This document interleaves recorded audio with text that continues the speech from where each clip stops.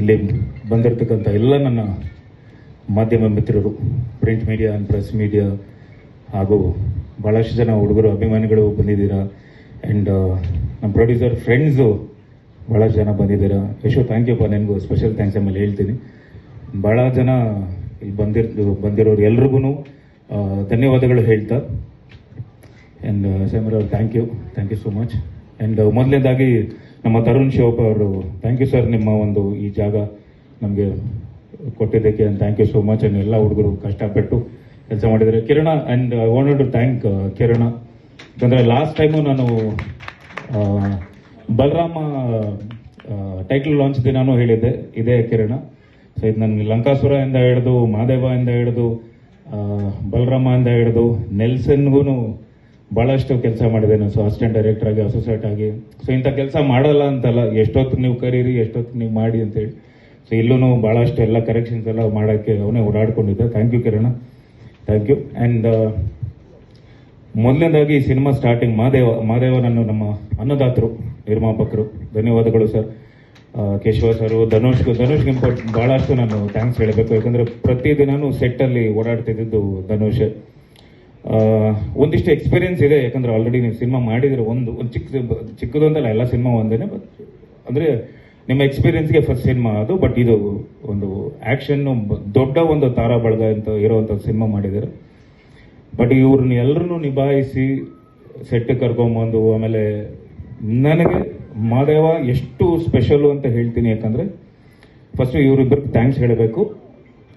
ನನ್ನ ಕರಿಯರಲ್ಲಿ ಇವತ್ತು okay, Vinod Prabhakar fight ಮಾಡ್ತಾನೆ, ಫೈಟ್ ಚೆನ್ನಾಗಿ ಮಾಡ್ತಾನೆ ಅಂತ ಎಲ್ಲ ಓಕೆ, ಆ್ಯಕ್ಷನ್ ಇರುವಂತ ಎಲ್ಲ ನೋಡಿದ್ದೀರ. ಬಟ್ ಈ ಸಿನಿಮಾ ಆದಮೇಲೆ ನಾನು ಬರೆದು ಕೊಡ್ತೀನಿ, ನನಗೆ ಬರುವಂಥ ಸ್ಕ್ರಿಪ್ಟ್ಸ್ ರೈಟರ್ಸ್ ಆಗಲಿ ಅಥವಾ ಯಾರೇ ಡೈರೆಕ್ಟರ್ಗಳು ನನಗೆ ಬರಬೇಕು ಅಂದ್ರೂ ಮಹಾದೇವ ಆದ್ಮೇಲೆ 100% ಚೇಂಜ್ ಆಗುತ್ತೆ. ನನಗೆ ಕತೆಗಳು ಬರೆಯೋದೇ ಬೇರೆ ಥರ ಬರೀತಾರೆ. ಆ್ಯಂಡ್ ನನಗೆ ಭಾಳ ನನ್ನ ಮನಸ್ಸಿಗೆ ಭಾಳ ಇಷ್ಟಪಟ್ಟು ಈ ಸಿನಿಮಾ ಮಾಡಿದ್ದೀನಿ. ಆ್ಯಂಡ್ ಪ್ರತಿಯೊಂದು ಹಂತದಲ್ಲೂ, ಯಾಕಂದರೆ ನಾನು ಫುಲ್ ಥ್ರೂಔಟ್ ಸ್ಕ್ರಿಪ್ಟ್ ನನಗೆ ಗೊತ್ತು. ಕೋವಿಡ್ ಟೈಮಲ್ಲಿ ನಮ್ಮ ನವೀನ್ ರೆಡ್ಡಿ ಅವರು ಬಂದು ಈ ಸ್ಕ್ರಿಪ್ಟ್ ಹೇಳಿ ಹೋದ್ಮೇಲೆ ಒಂದಿಷ್ಟು ದಿನ ಅಂದರೆ ಎಲ್ಲ ಪ್ರಿಪ್ರೇಷನ್ ಮಾಡಿಕೊಂಡು ನಾನು ಮಾಡ್ತೀನಿ ಈ ಥರ ಸಬ್ಜೆಕ್ಟು ಅಂತ. ಬಟ್ ನನಗೆ ಈ ಸಬ್ಜೆಕ್ಟ್ ಮಾಡ್ತೀನಿ ಅಂತ ಮತ್ತೆ ನಾನೇ ಕಾಲ್ ಮಾಡಿ, ಆ್ಯಂಡ್ ಭಾಳಷ್ಟು ಜನ ಈ ಥರದ ಸಬ್ಜೆಕ್ಟ್ ಮಾಡಲ್ಲ, ಯಾಕಂದರೆ ಟೋಟಲ್ ಡಿಗ್ಲಾಮರ್ ಮಾಡಿಕೊಂಡು ಪ್ರತಿಯೊಂದು ಡೀಟೇಲು ಎಲ್ಲನೂ ಯಾವುದು ಮಿಸ್ ಮಾಡದೆ ನನಗೆ ಖುದ್ದಾಗಿ ನನ್ನ ಮನಸ್ಸಿಗೆ this is my best cinema ನನ್ನ ಕರಿಯರಲ್ಲಿ.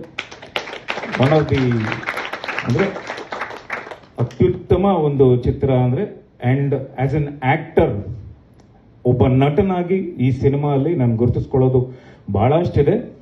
ಆ್ಯಂಡ್ ನಾನು ಹೆಮ್ಮೆಯಿಂದ ಹೇಳ್ಕೊತಿದ್ದೀನಿ, ಏನೇ ಫಸ್ಟ್ ಹಾಫು ನಮ್ಮ ಸಿನಿಮಾ ಓಕೆ ಎಲ್ಲನೂ ಬರುತ್ತೆ, ಕತೆ ಓಪನ್ ಆಗುತ್ತೆ. ಯಾವಾಗ ಫಸ್ಟ್ ಹಾಫ್ ನಾವು ಮರೆಸುತ್ತೋ ಸೆಕೆಂಡ್ ಹಾಫು ಸಿನಿಮಾ ಖಂಡಿತ ಒಂದು ಹಿಟ್ ಆಗುತ್ತೆ, ಮನಸ್ಸಲ್ಲಿ ನೆಲ ಊರುತ್ತೆ ಅಂತಾರಲ್ಲ ಗೊತ್ತಾ, ಆ ಥರದ್ದು ಒಂದು. ಯಾಕಂದರೆ ಫಸ್ಟ್ ಹಾಫ್ ನಾವು ನೋಡ್ಕೊಂಡು ಬಂದಿರ್ತೀವಿ ಸಿನಿಮಾನ. ಸೆಕೆಂಡ್ ಹಾಫ್ ಬಂದಾಗ ಫಸ್ಟ್ ಹಾಫಲ್ಲಿ ಏನೇನಾಯಿತು ಟೋಟಲ್ ಮರೆತುಬಿಟ್ಟು ಸೆಕೆಂಡ್ ಹಾಫು ಬರ್ತಾ ಲಾಸ್ಟ್ 40 ಮಿನಿಟ್ಸ್ ಸಿನಿಮಾ, ಆ ಲಾಸ್ಟ್ 40 ಮಿನಿಟ್ಸ್ ಸಿನಿಮಾ ಖಂಡಿತ ಎಮೋಷ್ನಲ್ ಆಗಿ ಅಥವಾ ಪ್ರತಿಯೊಬ್ಬ ಪ್ರೇಕ್ಷಕರು ಮಹಾದೇವ ಆಗಿ ಕನ್ವರ್ಟ್ ಆಗ್ಬಿಟ್ಟಿರ್ತಾರೆ.